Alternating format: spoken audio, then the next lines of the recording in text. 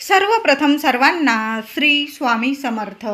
स्वामी महाराजांच्या कृपेने तुमच्या सर्व चांगल्या इच्छा पूर्ण होत ही स्वामींचरणी प्रार्थना करते आणि आजच्या व्हिडिओला सुरुवात करते. 30 मार्च 2025 रविवार दिवशी गुढीपाडवा सोन्यासारखा सण आलेला आहे. मराठी नवीन वर्षाची सुरुवात म्हणजे गुढीपाडवा.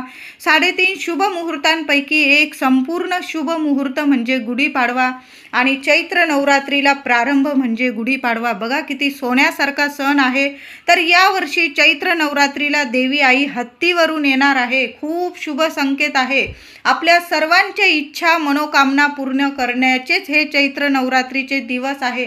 कितीही कठीण काळात असाल देवी आई नक्कीच मार्ग काढेल आणि आपली प्रत्येक इच्छा पूर्ण करण्याचेच हे दिवस आहे. तर यावर्षी चैत्र नवरात्री ही 9 दिवसांची नसून 8 दिवसांची असणार आहे, कारण 2 तिथी ह्या एकत्र आलेल्या आहे. म्हणून चैत्र नवरात्री ही 8 दिवसांची असणार आहे.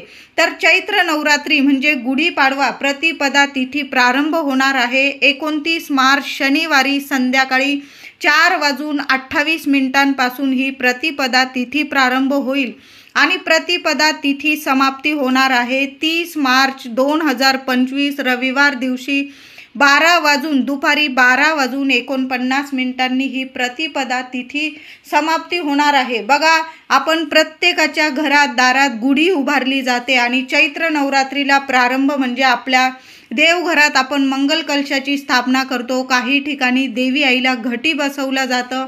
अखंड दिवा तर आपल्या देवघरात आपण लावतच असतो. चैत्र नवरात्री अश्विन नवरात्री या दोन्ही नवरात्री आपण अगदी आनंदाने हा उत्सव साजरा करतो. आपल्या कुलदेवीच्या नावाने तिचं आपण अगदी जेवढी सेवा होईल तेवढी सेवा आपण या नवरात्रीत करत असतो. तर आपल्याला गुढी उभारायची आहे, देवी आईचा मंगल कलश भरायचा आहे, त्याचबरोबर अखंड दिवा लावायचा आहे, गोडाधोडाचा नैवेद्य दाखवायचा आहे. ते आपल्याला सर्व काही प्रतिपदा तिथीतच करायचं आहे. बघा, 30 मार्च रविवार रोजी दुपारी 12:50 ही प्रतिपदा तिथी समाप्त होणार आहे. आपल्याला जे काही शुभ कार्य करायचे आहे त्या या वेळातच करायचे आहे. म्हणून महिलांनो, पुरुष दादा असेल, या दिवशी अगदी भल्या पहाटे उठा आणि सर्व घरदार आवरून निवरून आपल्या दाराशी गुढी उभारायची आहे. ती पण 12 वाजेच्या आत. मी तर म्हणेल 9ला वगैरे 9-10 वाजताच गुढी उभारा आणि नैवेद्य वगैरे करून आवरून निवरून 12 वाजेच्या आत आपलं सर्व काही कामं आटोपली गेली पाहिजे आणि आपल्या देवघरात मंगल कलश स्थापन झालाच पाहिजे. अखंड दिवा लागला पाहिजे. तुम्ही जर घट बसवत असाल तर 12:50 या सर्व गोष्टी आपल्या झाल्याच पाहिजे. जरी सूर्योदय बघितलेली तिथी असली तरी पण 30 मार्च रविवारी दुपारी 12:50 ही तिथी समाप्त होणार आहे. म्हणून आपल्याला जे काही शुभ कार्य करणार, आपण गुढी उभारणार आहोत, मंगल कलशाची स्थापना, आपण अखंड दिवा लावणार आहोत, तुम्ही जर देवघटी बसवणार असाल, हे सर्व शुभ कार्य शुभ आपल्याला कामं 12:50 आतच करायचे आहे. घटस्थापना होईल. देवी शैलपुत्रीची आपण सेवा करू. तसं तर देवी आईचे नाव रूप फक्त वेगवेगळे. आपलं 3.5 शक्तिपीठेच आपली देवी आई आहे. प्रत्येकाची कुलस्वामिनी म्हणजेच आपली 3.5 शक्तिपीठांपैकीच म्हणजे आपली तुळजामाऊली, रेणुका माता, आई सप्तशृंगी आणि आई अंबाबाई हे 3.5 शक्तिपीठांपैकीच आपलं एक कुलदैवत असतं. त्याच देवी आईचे नाव रूप वेगवेगळे आहे.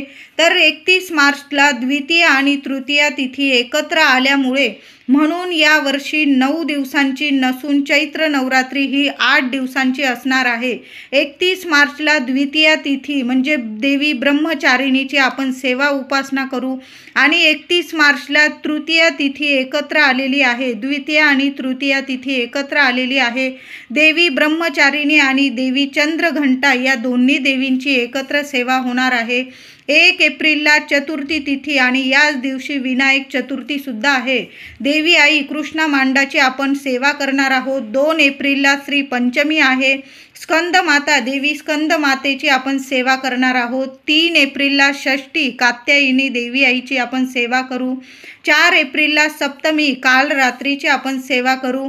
5 एप्रिलला दुर्गाष्टमी आलेली आहे. 6 एप्रिलला नवमी चैत्र नवरात्री समाप्ती होणार आहे आणि रामनवमीचा संपूर्ण जगभर हा उत्सव आपण साजरा करत असतो रामनवमीचा। तर यावर्षी चैत्र नवरात्री ही 8 दिवसांची आलेली आहे। 31 मार्चला 2 तिथी एकत्र आलेल्या आहे। बघा, बऱ्याच घरांमध्ये जर घट बसवले जात असतील आणि आपण माळा जर तुम्ही चढवत असाल, काही ठिकाणी पाना फुलांच्या माळा चढवल्या जातात, काही ठिकाणी झेंडूच्या फुलांच्या, जर तुम्ही घट बसवत असाल तर 31 मार्चला तुम्ही 2 माळा एकत्र चढवायच्या आहे। म्हणजे एक माळ तुम्ही सकाळी चढवा आणि एक माळ संध्याकाळी, म्हणजे 2 तिथी एकत्र आल्यामुळे 2 माळी एकाच दिवशी तुम्हाला चढवायच्या आहे। मग एक माळ सकाळी आणि एक माळ संध्याकाळी चढवली तरीही चालेल। तर चैत्र नवरात्रीमध्ये साधे सोपे नियमांचं पालन आपण प्रत्येकाने करायला हवं। महिला पुरुष सर्वांनीच हे महत्त्वाचे नियम पाळायलाच हवे, कारण नवरात्री सूक्ष्म स्वरूपात आपल्या घरात देवी आई कुलदेवीचा माता दुर्गेचा आपल्या घरामध्ये वास असतो, आपल्या आजूबाजू वास असतो, देवी आईचा सर्व ठिकाणी प्रभाव असतो। म्हणून नवरात्रीत काही नियमांचं पालन आपल्याला करावंच लागेल, म्हणजे आपल्या घरातील व्यक्तींच्या हातून काही चुका होणार नाही आणि आपल्याला काही संकटांना सामोरे जावे लागू नये, म्हणून हे नियम आपण जरूर पाळावे। आपल्या देवी आईचा आशीर्वाद आपल्यावर, आपल्या कुटुंबावर, आपल्या लेकरा बाळांवर कायम राहावा असं प्रत्येकालाच वाटतं। घरात सुख यावं, आनंद यावा, म्हणून नवरात्रीच्या 9 दिवसांमध्ये या नियमांचं पालन प्रत्येकाने करायलाच हवं। घरात शांतता ठेवा, कुणाशीच मतभेद होणार नाही याची काळजी घ्यायची आहे। बाहेरच्याच व्यक्ती काय, घरात सुद्धा शांतता ठेवायची।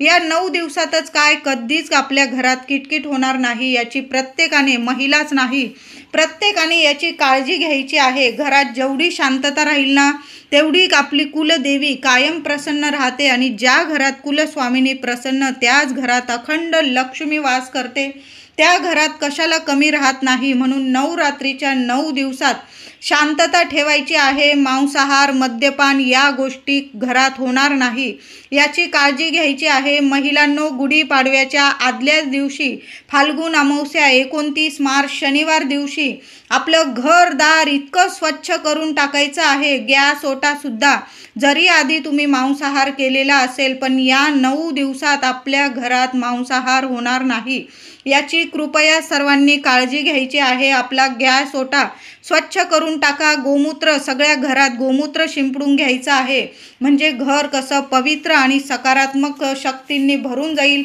आणि तिथंच माता लक्ष्मी कायम वास करते, आपली कुलस्वामिनी निवास करते आणि अशा घरात कधीच नकारात्मकता प्रवेश करत नाही। त्या घराचं, कुटुंबाचं कायम कल्याण होतं, मुलाबाळांची भरभरून प्रगती होते। बघा, चैत्र नवरात्री, गुढीपाडवा सोन्यासारखे दिवस येत आहे। लवकरच आता चैत्र नवरात्रीला प्रारंभ होईल आणि प्रत्येकाच्या घरात गुढी उभारली जाईल। मराठी नवीन वर्षाची सुरुवात। घरात जी काही अडगळ असेल, नकारात्मकता निर्माण करणाऱ्या काही गोष्टी असेल तुमच्या घरात, मी म्हणेल नवरात्र येण्याआधी, गुढीपाडवा येण्याआधी महिला असेल, पुरुष दादा असेल, सर्व अडगळ आपल्याला काढून बाहेर फेकायची आहे। काही इलेक्ट्रिक वस्तू असेल ज्या बिघडलेल्या असतील, दुरुस्त करून सुद्धा चांगल्या होत नसतील, मी म्हणेल काढून टाका। जुने कपडे असतील तुमच्या घरात, कुणी वापरत नसेल आणि कुणाला देण्यालायक पण नसतील ते कपडे, सरळ तुम्ही देऊन टाका कुणाला, नाहीतर चिंदीवाल्याला देऊन टाकले तुम्ही तरीही चालेल। पण त्याचे पाय पुसणे वगैरे, जुने कपडे झालेले असतात त्याचे कृपया पाय पुसणे वगैरे करू नका। तुम्ही एखादी चादर वगैरे फाडली, चांगली असली, चांगल्या स्वरूपात चादर वगैरे, त्याचे एक वेळेस तुम्ही पाय पुसणे बनवू शकता। पण आपला फाटलेला गाऊन असेल, फाटलेला परकर असेल, जे आपण 4 दिवसात वगैरे वापरलेले असतील, अशा गोष्टींचे पाय पुसणे अजिबात करू नका महिलांनो। ते कपडे आपण टाकून दिले तर आपल्या घरातली नकारात्मकता लगेच निघून जाते, म्हणून या गोष्टी नक्की पाळायच्या आहे।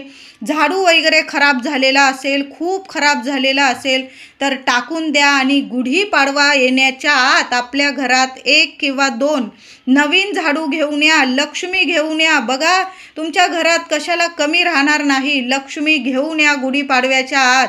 खूप खूप सुंदर अनुभव येतील, तुमच्या लेकराबाळांची प्रगती होईल, तुमच्या ज्या आर्थिक समस्या असतील संपूर्ण संपून जाईल। म्हणून जर झाडू खराब झालेला असेल टाकून द्या आणि नवीन झाडू आणायचा आहे। घरात तुटलेले फुटलेले कप वगैरे असतील, बशा वगैरे असेल त्या टाकून द्या आपण महिला असतो, प्रत्येक भांड्यात आपला जीव अडकलेला असतो. जे डबे, काही ताटल्या, वाट्या खूप खराब झालेले असतील, ज्यांना तडे गेलेले असतील आणि तरी पण तुम्ही सांभाळून ठेवताय. मी म्हणेल मोडकळीत देऊन टाका आणि काही नवीन वस्तू जी तुम्हाला लागत आहे ती वस्तू तुम्ही घेऊन घेतली तरीही चालेल. ही नवरात्र येण्याच्या आत, गुढीपाडवा येण्याच्या आत घरात हे बदल नक्की करा. ज्या गोष्टी नको त्या टाकून द्या, ज्या लागतात त्या घरात घेऊन या. तुम्ही किराणा भरत असाल तर छान असं हळद, तेल, मीठ, तूप सगळं आपल्याला ज्या लक्ष्मीवर्धक वस्तू आहे ना त्या घरात आणायच्या आहे.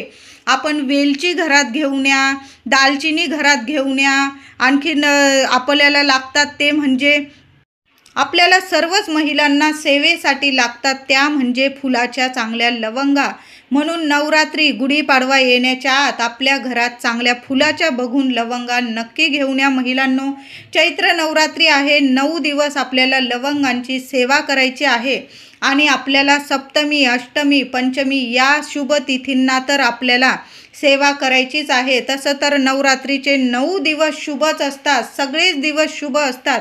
पण ज्या महत्त्वाच्या तिथी असतात त्या दिवशी जर आपण लवंगांची सेवा केली तर खरंच सांगते आपली कुलदेवी कायम आपल्यावर प्रसन्न राहते. तिचं रक्षण कवच आपल्याला मिळतं आणि कायम आपल्या पाठीशी उभी राहते. कधीच आपल्या आजूबाजू ती संकट कधी येऊ देत नाही, स्वतःवर ती संकट घेत असते. म्हणून हे नवरात्रीचे दिवस ह्या छान अशा देवी आईला प्रसन्न करणाऱ्या वस्तू घरात घेऊन या आणि जी घरात अडगळ आहे ती आजच बाहेर काढा. गुढीपाडवा येण्याच्या आत आपल्या घरातून सर्व अडगळ आपल्याला बाहेर काढायची आहे. जी काही जळमट वगैरे आलेली असेल, महिलांनो घरदार इतकं स्वच्छ करून ठेवा गुढीपाडवा येण्याच्या आत, नवरात्री सुरू होण्याच्या आत, की लक्ष्मी माता धावत आली पाहिजे आणि तुमचं घर सोडून कधीच गेली नाही पाहिजे. असं आपलं घर इतकं पवित्र आणि सकारात्मक बनवायचं आहे. त्याचबरोबर आपल्याला नवरात्री येण्याच्या आत आपल्या घरात काही लक्ष्मीप्रिय, कुलदेवी प्रिय वस्तूसुद्धा आणायच्या आहे. बघा, गुढीपाडवा आहे, सोन्यासारखा सण. आपण प्रत्येक महिला आपल्या देवघरात मंगल कलशाची स्थापना करत असते. तुमच्या घरात जर मंगल कलश भरायला चांगला तांब्या किंवा चांदीचा आणायचा असेल तुम्ही आणू शकता, पण तांब्या खूप शुभ ठरतो. तुम्हाला जर आणायचा असेल गुढीपाडवा येण्याच्या आत आपण गुढी उभारतो त्यावर सुद्धा एक चांदीचा किंवा तांब्याचा तांब्या आपण ठेवत असतो गुढीवर सुद्धा. तर तुम्हाला नसेल तांब्या तर तुम्ही या शुभ तिथीसाठी एक तांब्याचा तांब्या किंवा 2 तांब्याचे तांबे नक्कीच घेऊन या. खूप शुभ ठरेल. बघा, घरात इतकं धनप्राप्ती होईल तुम्हाला की कशाला कमी राहणार नाही. तुमच्याकडे जर श्रीयंत्र नसेल तर या शुभ दिवसांसाठी, सेवेसाठी गुढीपाडवा येण्याआधी, चैत्र नवरात्रीला प्रारंभ होण्याआधी आपल्या घरात आपण श्रीयंत्र नक्की आणा आणि गुढीपाडव्याच्या शुभ मुहूर्तावर आपल्या देवघरात नक्की स्थापन करा.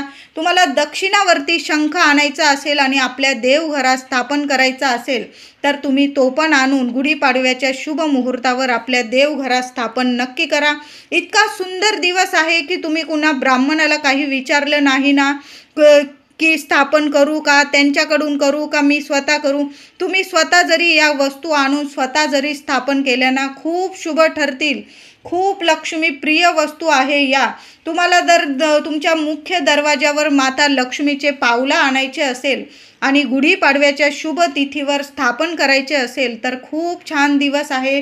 गुढीपाडव्याच्या दिवशी या वस्तू नक्की घरात घेऊन या.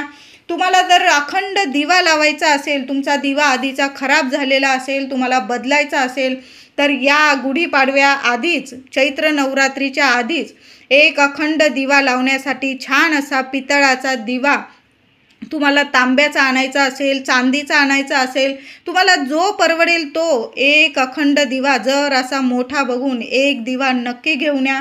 खूप शुभ ठरेल आणि चैत्र नवरात्रीपासून रामनवमीपर्यंत आपल्या देवघरात एक अखंड दिवा नक्की लावा महिलांनो.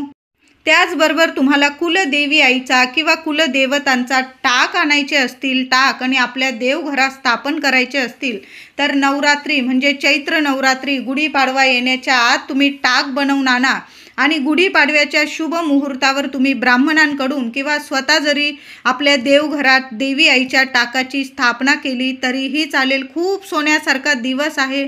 त्याचबरोबर लक्ष्मी नारायणांचा, श्रीहरी विष्णू, माता लक्ष्मी एकत्रित फोटो आधीच आणून ठेवा आणि गुढीपाडव्याच्या शुभ मुहूर्तावर आपल्या देवघरात त्या फोटोची स्थापना नक्की करा. महिलांनो, कधी पण देवी आई उभी स्वरूपात कधी आणू नका. बैठ्या स्वरूपात देवी आईचा, लक्ष्मी मातेची तुम्हाला प्रतिमा आणायची आहे आणि लक्ष्मी नारायण एकत्रित फोटो जरूर आपल्या देवघरात असणं आवश्यक आहे.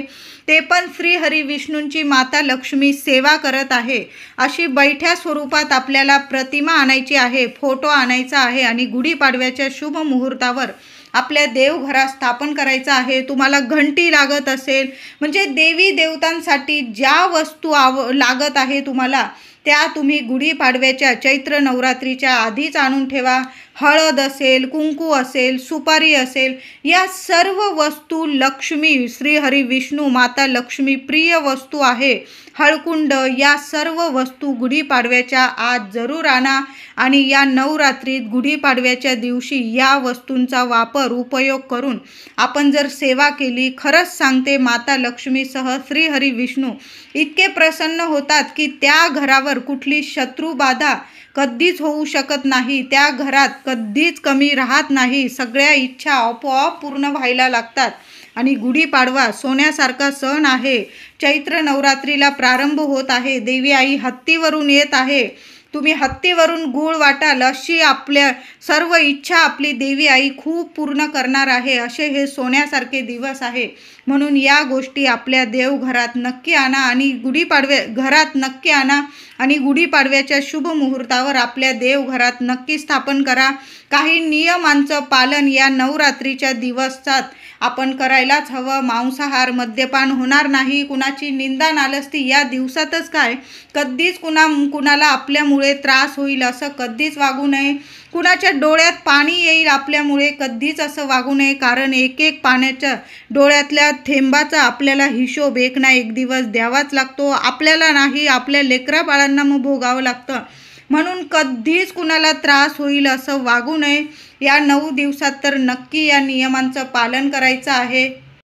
या 9 दिवसात महिला असेल, पुरुष असेल, अगदी खराब झालेले कपडे असेल तर या 9 दिवसात अजिबात ते कपडे वापरू नका. धुतलेले जरी वापरले तुम्ही, पण चांगले कपडे आपल्याला घालून आपल्या देवी आईची सेवा करायची आहे. आणि गुढीपाडव्याच्या दिवशी तर आपण प्रत्येक महिला नटून ठटून आपल्या देवी आईची सेवा करतो, गुढी उभारत असतो.